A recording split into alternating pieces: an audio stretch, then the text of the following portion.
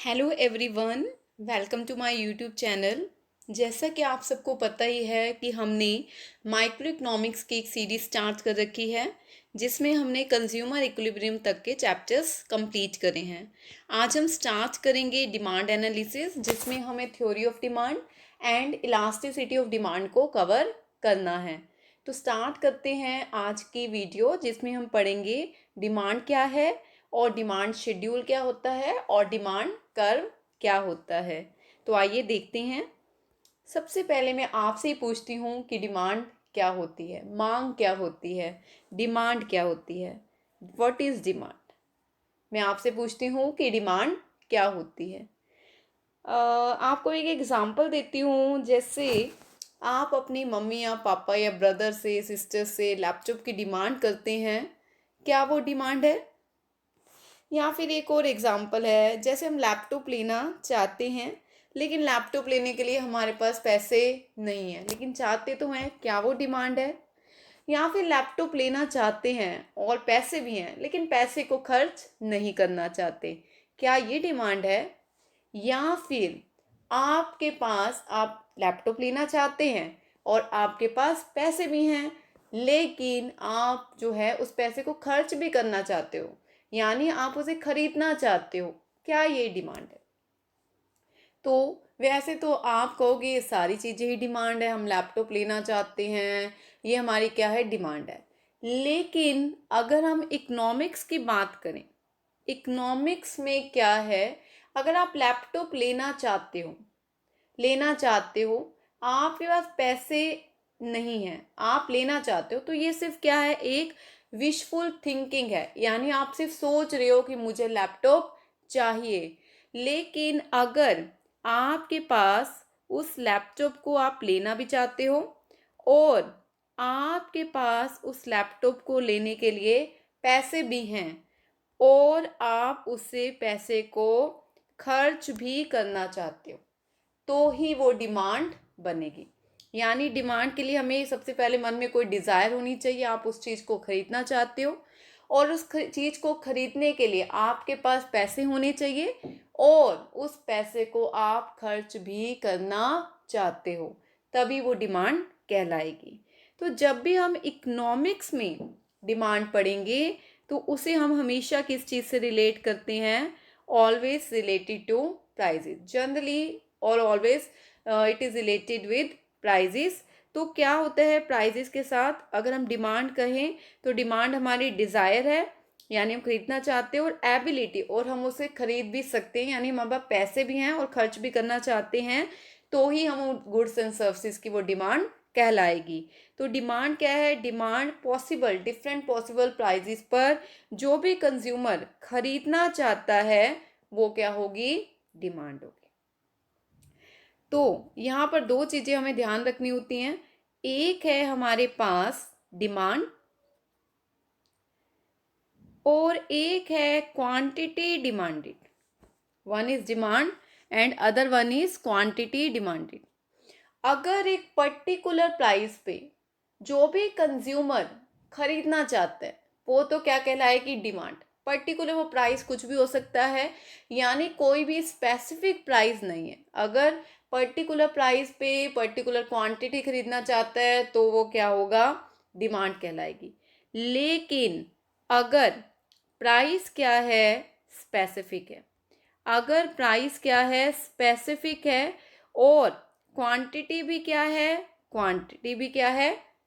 Specific है, यानी वो क्या कहलाएगा? Quantity demanded.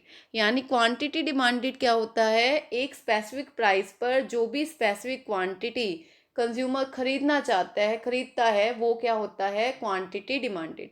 तो वहाँ पर ये स्पेसिफिक है, मतलब एक निश्चित प्राइस पर, कि इसी प्राइस पर वो खरीदना चाहेगा, किसी और प्राइस पर नहीं खरीदना चाहता। तो आगे हम देखते हैं, इसके बाद है हमारा डिमांड शेड्यूल।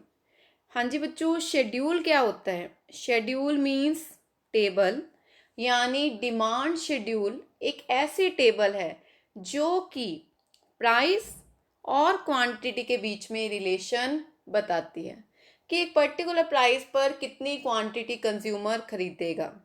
तो जनरली क्या होता है, कि जो प्राइस है और क्वांटिटी है उसके बीच में कैसा रिलेशन होता है, इन्वर्स रिलेशन होता है। मीन्स कि अगर प्राइस कम है तो क्वांटिटी क्या होगी, ज़्यादा खरीदेगा। प्राइस ज़्यादा है तो क्वांटिटी क्या कर देगा, वो कम खरीदेगा। एक एग्जांपल लेते हैं, जैसे आप मार्केट में जाते हो कुछ खरीदने, आपको चीज़ महंगी लगती है, ठीक है, आपको वो चीज़ क्या लग रही है, महंगी लग रही है, तो आप कम क्वांटिटी में खरीदोगे। अगर वो प्राइस जो है वो कम है तो आप क्या करोगे, ज़्यादा क्वांटिटी में खरीदेंगे। जैसे एग्जांपल लेते हैं, अगर मार्केट में एप्पल अभी नए नए आए हैं, आपको पता है कोई भी चीज़ नई आती है तो वो महंगी होती है। अभी वो 100 रुपये किलो है। कितने रुपए किलो है, 100 रुपये, और आपके पास 100 रुपये ही हैं। यानी आप इससे जो है कम खरीदोगे क्योंकि आपके पास केवल 100 रुपये ही हैं। तो हम क्या करते हैं, 100 रुपये किलो है तो हम 50 रुपये के जो है खरीद लेते हैं। यानी प्राइस ज़्यादा है तो हमने कितना खरीदा, 50 खरीदा, यानी हमने कितना खरीदा, आधा किलो खरीदा। यही एप्पल जो है, अगर उसका प्राइस 50 रुपये किलो हो जाए तो पहले हम कितना खरीद पाए थे, आधा किलो, क्योंकि 100 रुपये किलो था। अब 50 रुपये किलो है तो यानी हम पहले आधा किलो कितने के खरीदे थे, 50 के, यानी अब हम उसमें कितना खरीद पाएंगे, 1 किलो, है ना। तो यानी प्राइस क्या हुए आपके, अगर कम हुए तो आप क्या खरीद रहे हो, ज़्यादा खरीद रहे हो। यानी कैसा रिलेशन है, इन्वर्स रिलेशन है। तो डिमांड शेड्यूल क्या है, एक ऐसी टेबल जहां पर जो प्राइस और क्वांटिटी के बीच में रिलेशन को शो करती है।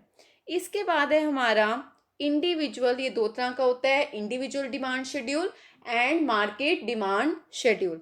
तो first of all individual demand schedule. Individual means अगर हम एक पर्टिकुलर कंज्यूमर के, इंडिविजुअल क्या है, पर्टिकुलर फर्म के प्राइस और क्वांटिटी में रिलेशन देखते हैं कि वो किस प्राइस पर कितनी क्वांटिटी खरीद रहा है, तो वो क्या होगा यहाँ पर, इंडिविजुअल डिमांड शेड्यूल। यानी individual demand schedule is the table which shows a relation between a price and quantity demanded of a particular individual or a firm। तो कैसे होगा, हमने पढ़ा, ये इन्वर्स रिलेशन है। देखो बच्चों, प्राइस बढ़ रहे हैं, 1 2 3 4 5 6, प्राइस जो है वो हमारे बढ़ रहे हैं। प्राइस बढ़ रहे हैं तो क्वांटिटी क्या हो गई हमारी, कम हो गई। क्वांटिटी क्या हो गई, कम होगी। तो इस टेबल को हम क्या कहेंगे, इंडिविजुअल डिमांड शेड्यूल। अब है इंडिविजुअल डिमांड कर्व। अगर इसी टेबल की हेल्प से हम डायग्राम क्रिएट करते हैं तो डिमांड कर्व होता क्या है, demand curve graphical is the graphical representation. यानी अगर हम डिमांड शेड्यूल को ग्राफ के जरिए शो करते हैं तो उसे हम क्या कहेंगे, इंडिविजुअल डिमांड कर्व कहेंगे। तो जैसे हमारा जो हमने टेबल बनाई थी उसी से 1 पर क्वांटिटी कितनी है, हमेशा ओ एक्स पर क्वांटिटी आएगी और ओ वाई पर हमारे प्राइसेस। तो 1 पर 5, 2 पर 4, 3 पर 3, 4 पर 2, और ये तो हमने डिमांड कर्व क्रिएट किया। तो ये कैसा जा रहा है, डाउनवर्ड है, क्योंकि यहाँ पर रिलेशन क्या है, इन्वर्स है। तो you have to remember that कि अगर रिलेशन इन्वर्स है तो हमेशा कर्व क्या होगा, डाउनवर्ड होगा। नेक्स्ट है मार्केट डिमांड शेड्यूल। मार्केट यानी वो टेबल जो कि रिलेशन शो करती है प्राइस और क्वांटिटी ऑफ जितने भी मार्केट में कंज्यूमर हैं, मार्केट में कंज्यूमर्स हैं या फिर इंडिविजुअल है, सारे की डिमांड को अगर हम ऐड कर दें तो हम क्या कहेंगे, मार्केट डिमांड शेड्यूल कहेंगे। तो मार्केट डिमांड शेड्यूल एक ऐसी टेबल है जो कि रिलेशन बताती है किसमें, प्राइस और क्वांटिटी में। और प्राइस और क्वांटिटी में अभी कैसा रिलेशन बताया है, इन्वर्स रिलेशन होता है, नेगेटिव रिलेशन होता है। तो कैसे हम दिखाएंगे इसे, देख लेते हैं एक एग्जाम्पल। जैसे यहाँ पर प्राइस जो है वो बढ़ रहा है 1 2 3 4 5, तो यहाँ पर हमने जम्पशन ली है कि मार्केट में केवल 2 फर्म है, क्या एजम्पशन लिए हमने, there are only 2 firms in the market. Market में केवल 2 ही फर्में हैं, नाम भी दे दो एक्स वाई या ए और बी। तो मार्केट में 2 ही फर्म्स हैं, तो डिमांड कम हो रही है, प्राइस बढ़ रहे हैं। ए की 5 4 3 2 1 और बी की 6 5 4 3 2। दोनों को ऐड कर दो, 5 + 6 4 + 5 3 + 4 7 2 + 3 5 और 1 + 2 3। तो ये क्या आ गई हमने मार्केट, यानी फर्म ए की डिमांड ऐड कर दी, फर्म बी की। अगर 10 फर्म है तो 10 फर्मों को ऐड करो, 20 है तो 20, यानी टोटल मार्केट में कितनी डिमांड इंडिविजुअल्स कर रहे हैं। पहले हमने फर्म ए का डायग्राम क्रिएट किया, 1 पर 5 2 पर 4 3 पर 3 4 पर 2 5 पे 1। फिर हमने फर्म बी का क्रिएट किया इन दोनों के हेल्प से, और फिर हमने इन दोनों को ऐड करके, यानी 1 पर 11 2 पर 9 3 पर 7 4 पर 5 और 5 पर 3। इस तरीके से ये हमारी क्या बन गई, मार्केट डिमांड। मार्केट डिमांड, तो ये क्या होता है, मार्केट डिमांड कर्व क्या होता है। मार्केट डिमांड जो है वो हमारा क्या शो करता है कि एक तरीके से हॉरिजेंटल समीशन जो है वो शो कर रहा है कि हमने पहले ए लिया, फिर बी लिया और फिर हमने ए प्लस बी। तो ये हमारा क्या था, मार्केट डिमांड कर्व। यानी मार्केट डिमांड कर्व क्या है, एक ऐसा कर्व जो कि मार्केट में जितने भी कंज्यूमर हैं उनकी डिमांड को शो करता है और प्राइस और क्वांटिटी में रिलेशन को शो करता है।